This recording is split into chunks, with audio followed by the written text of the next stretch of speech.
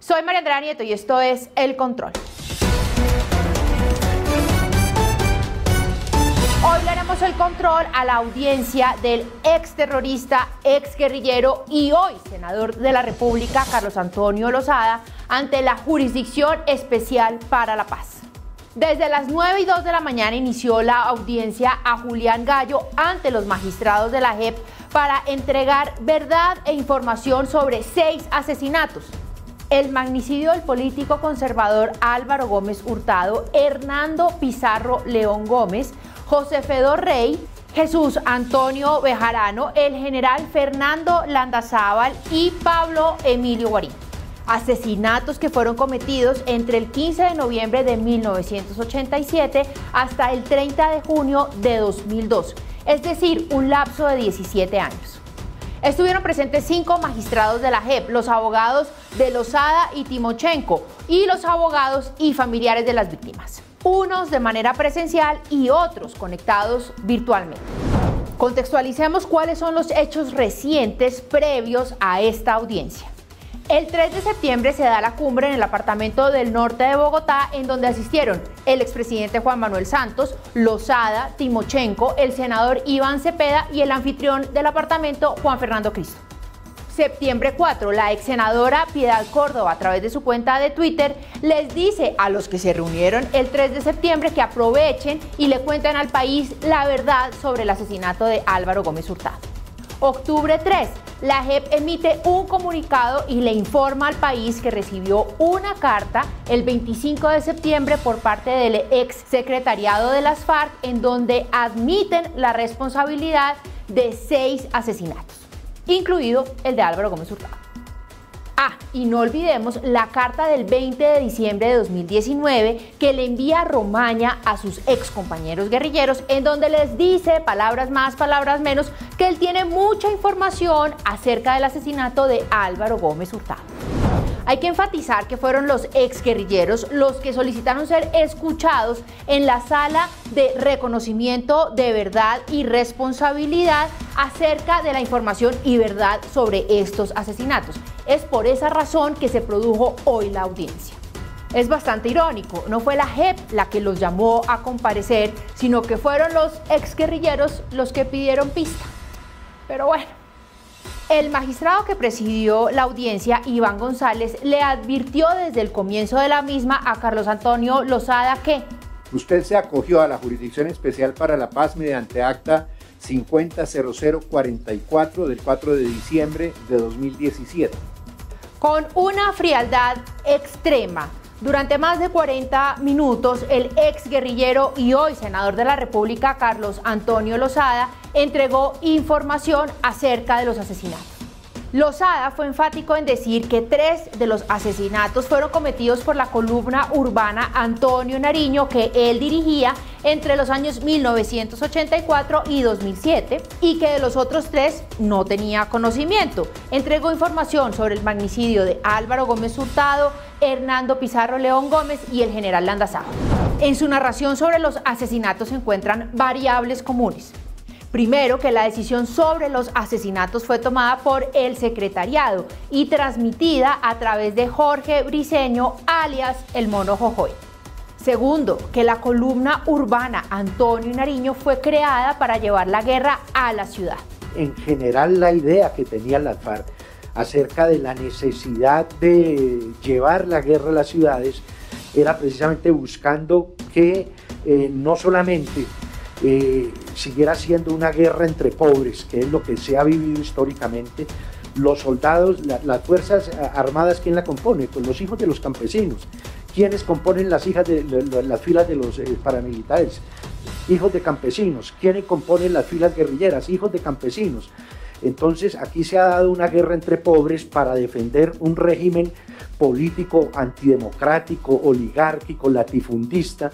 Tercero, que la selección de estas víctimas estuvo más relacionada con el desarrollo de las circunstancias del conflicto armado y con la capacidad operativa de las FARC. Mejor dicho, según Lozada, que como fueron esas personas, podrían haber sido otras.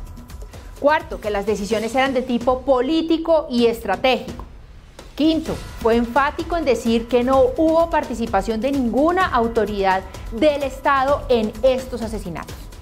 En ninguna de esas acciones yo personalmente puedo asegurar, en el caso de las de Antonio Nariño, pero estoy seguro que en las otras hubo ni aquiescencia, ni colaboración, ni ningún tipo de relación con las autoridades del Estado, porque estábamos en guerra. Y sexto, que los que ejecutaron los asesinatos, que están todos muertos. Uno en la prensa dice, no, pero es que eso es un cañazo de las FARC.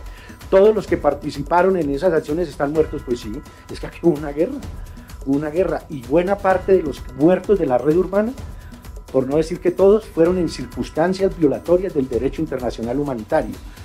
Sobre el magnicidio de Álvaro Gómez Hurtado, dijo que habían sido 4 los guerrilleros que habían ejecutado el asesinato, que 3 de ellos están muertos y que al 4.º le perdieron el rastro desde hace muchos años.